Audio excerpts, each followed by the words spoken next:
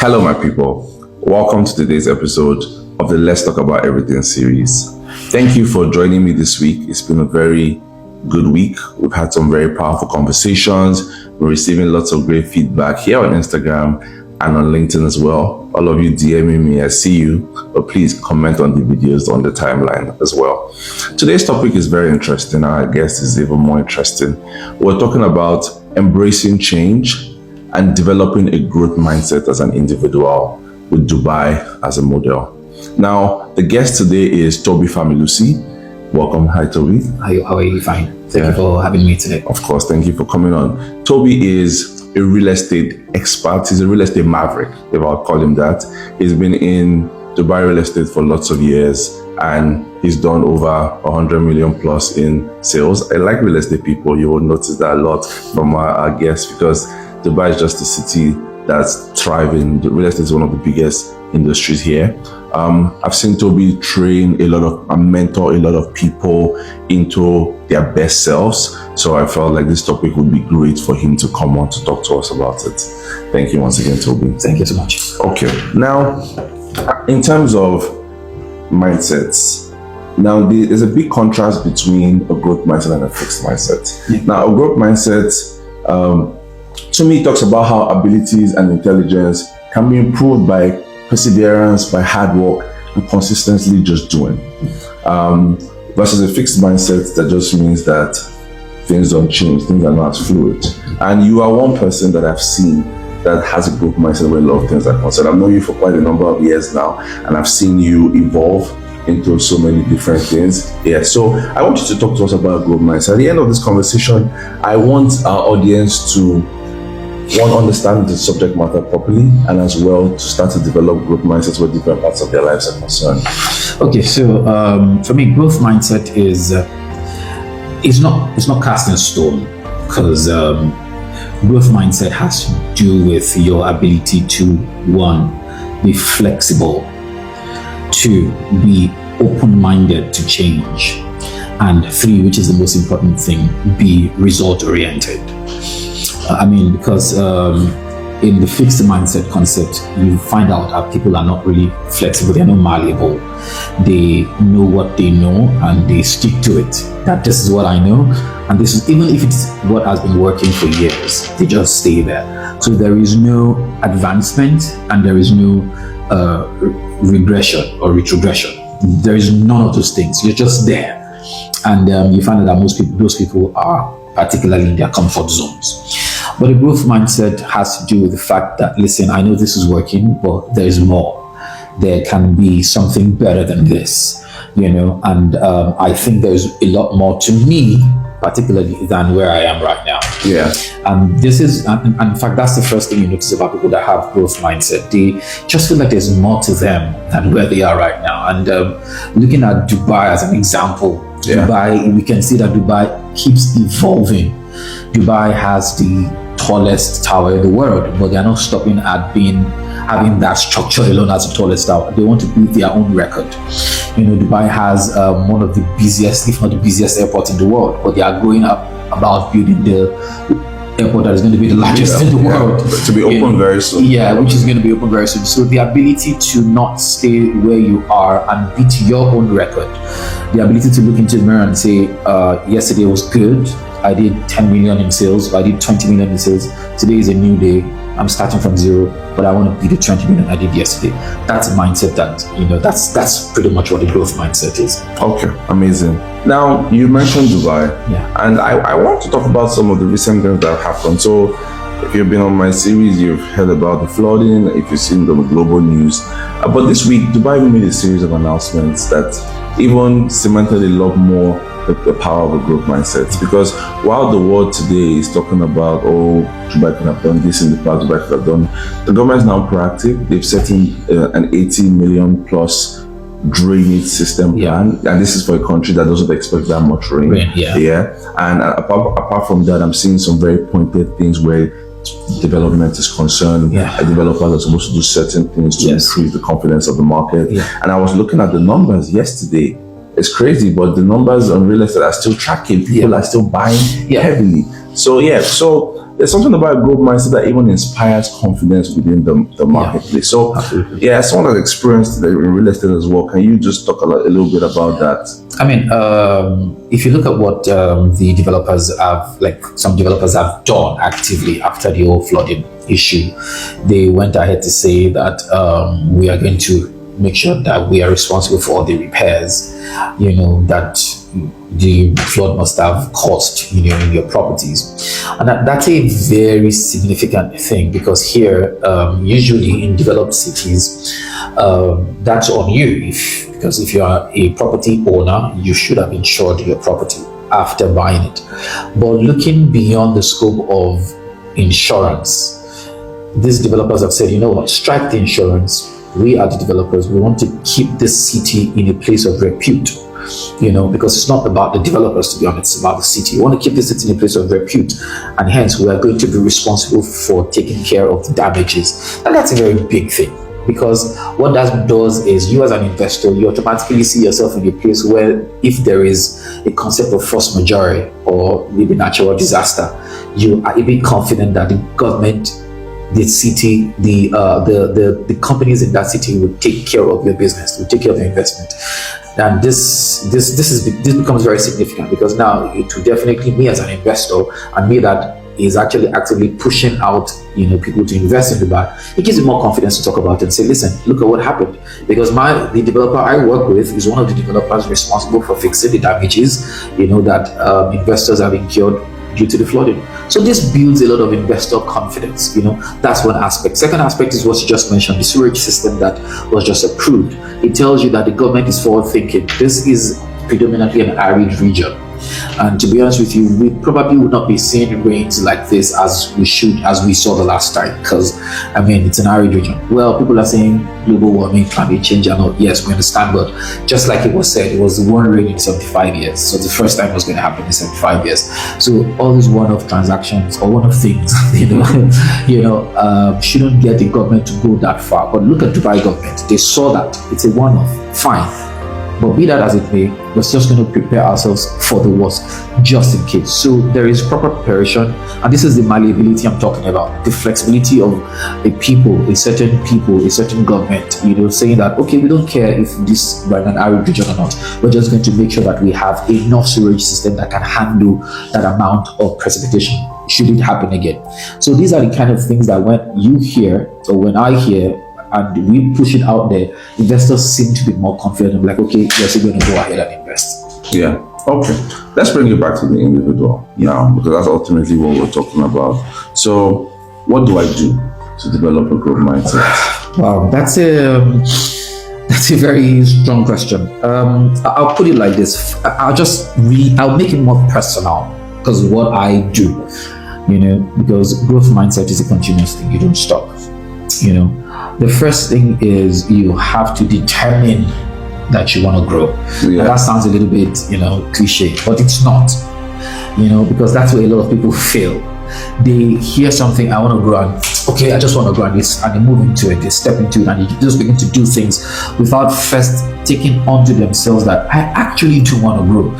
So that state of realization, and that state of realization that brings you to the consciousness of the fact that where you are is not where you want to be, and there is something better than where I am right now. That realization that brings you that consciousness is what you first need to have. And that's pretty much abstract, but you need to have it. That's the first part. Now the second part then goes to, I need to then begin to relate myself to people that are seemingly where I want to get to, or are close to where I want to get to. So association is also very important. So you need to begin to associate yourselves with people like that. This is where mentorship comes in, this is where modeling comes in. Now, if you don't find people physically, you can find them in their writings. So you can read the books about these people. Since the day I read The Routine of Billionaires, my life changed. I saw that billionaires like to wake up in the morning, they go to the gym, they exercise, they read, they journal, they meditate, they pray. I'm like, okay. So it's not people who are Christians, that are in ministry that do these things. Billionaires actually do these things too. So I developed a routine based on what billionaires actually do. So I decided to, move close to them by looking at their writings. So you can go into people's writings, see what they've done, see how they've achieved what they have achieved, see how they got there, see how they moved from a fixed mindset to I'm fine to there's got to be a lot more. So go into their writings. The third thing you want to do is you want to begin to do something called mirror technique. And what most people think mirror technique is basically just looking at yourself in the mirror and saying affirmations, I am this, I am that. Yeah, that's good, but beyond the scope of mirror technique, I always tell people, mirror exactly what that person that you have read about, mirror exactly what that person is doing. If that person said I wake up at 5 a.m., try to get yourself in that, just put yourself in the person's shoes categorically. Mirror exactly what the person is doing. So beyond looking at yourself in the mirror and saying things to yourself, which is also very good, do exactly what the person has said he's done in his book. If the person says I wake up at 5 a.m., wake up at 5 a.m. Try it. The person says I go to the gym after praying for 1 hour, do your prayer for 1 hour and go to the gym. Just mirror it and see where you can get to. Because what would happen to you when you begin to mirror those things is that you begin to suddenly feel that discomfort. Yeah. And that discomfort is telling you a change is coming. So that discomfort is telling you, this is not me. Because we're going to a new place. So there's got to be discomfort. So you begin to feel discomfort. You feel like 5 a.m. Oh my God, you wake up and I'm like, I don't think I can do this. Yes. You're getting somewhere, because till you get to that certain place where you now feel comfortable, that means you have arrived there. And the secret and the problem there now becomes, if you have arrived at that certain place, you think that this is all. You need to then go again and change that status quo that you are, because if you don't change that status quo, you'll be in a comfort zone and you're also vulnerable to having a fixed mindset. So basically, these are the things that I can just talk about in summary on how you can actually have a fixed mindset. What's most a growth mindset? What's most interesting about the mirror technique is that it's even scriptural. Because the scripture comes to my mind that says that as we behold ourselves like in a mirror, we are changed into that image from glory to glory. So it is a very, very interesting perspective. Now I want to ask you a personal question. Now, who are you mirroring your life after? That's I saw this question. Well, I'm mirroring my life categorically after 3 people. I'll be very, very honest with you. 3 people, and I'll just spell it out to you. 3 of them are dead, by the way. They are dead. But I mean, their books actually they speak a lot. So, first person I mirror myself after, which a lot of people don't. I'm not sure they know about this person, but the first person I mirror myself after is this Apple founder, Steve Jobs. I mirror myself after him a lot. I see this simplicity, in the vision of Apple, and I see that the purpose of why Apple was set up in the first place is still existing. It's still existing even after he's gone. So I mirror myself after him. I've read his book, I've watched the movie about him, and I keep on following, his pattern that he's left behind. What Tim Cook is now doing, it seems like a vision that has transcended different generations. And I see that he's maintained that discipline, but still they're evolving. They're changing Apple, they're changing, you see the evolution, but you see the discipline and the razor sharp focus that they have. So that's the first person. The second person is the gentleman that wrote Secrets of Success, Napoleon Hill. Napoleon Hill is Think and Grow Rich. Yes, that's a book of mine. Now, Napoleon, because I've read a lot of Success Secrets, Think and Grow Rich. How to demand for a new salary, wishes can bring you wealth. He's wrote those kind of funny books. I mirror my life around Napoleon Hill, because Napoleon Hill was a guy who sacrificed almost 20 years of no income to study wealthy people around the world, especially in America, to understand secrets of success, and he put it in a book, And in fact, it was from there I started seeing things like mirror technique. I began to actually understand what mirror technique is, how I saw things like unshakable faith, that's not the right way to put it, but something about faith that doesn't change, that this is what you want and this is what you're going for. So I mirror myself around Napoleon Hill a lot. His books always speak to me. He always speaks to me. Like anytime I find myself in a place where I don't know exactly what I'm doing with my life, maybe I'm a bit confused, I go to his books, I just read his books, and I take a cue from his book. I remember one or two things maybe that I've forgotten about his book, so I go for his book. And the third person is the person in the Bible, Apostle Paul, who didn't stop at anything. He didn't stop at anything. He kept on going. That man wrote almost 60% of the entire New Testament. But he didn't stop at the first church. He didn't stop at Corinth. He went to Colossians. He went to Galatians. He kept on moving. He didn't stop at anything. He said, I pressed forward towards the mark of He kept on moving. He didn't stop. He kept on going. Nothing could stop him. The shipwreck couldn't stop him. The viper that beat him in his hand couldn't stop him. That guy just couldn't stop at anything. Yeah. So I was like, what kind of a human being is this that has a picture on his mind but seems like no form of distraction can stop his mind? So in terms of someone that is focused on no distractions, I look at him. In terms of vision that transcends generation, I look at Steve Jobs. And in terms of understanding how to function and how to move in times of when things are not really going on well for you, like when maybe when you are broke, you don't have money, and how to still live a life of purpose in that time. I look at Napoleon Hill. He made a statement in his book, Success is Secret. He said, in every failure, he doesn't call failure, he calls failure temporary defeat. He said, in every temporary defeat, there is a seed of greatness in it. Which means that whatever you find yourself, even if something's not going on well, in that thing that seems that is not going on well, there is a seed of greatness there if you just look at it properly. So those are the three people I mirror myself around. Yeah, amazing. Yeah, of course. Thank you very much. Yeah, so we're going to stop there actually. Yeah, so thank you very much, guys, for joining today's episode. I found this topic was very important because learning to embrace a growth mindset has been very important for me. One of my personal models is John D. Rockefeller.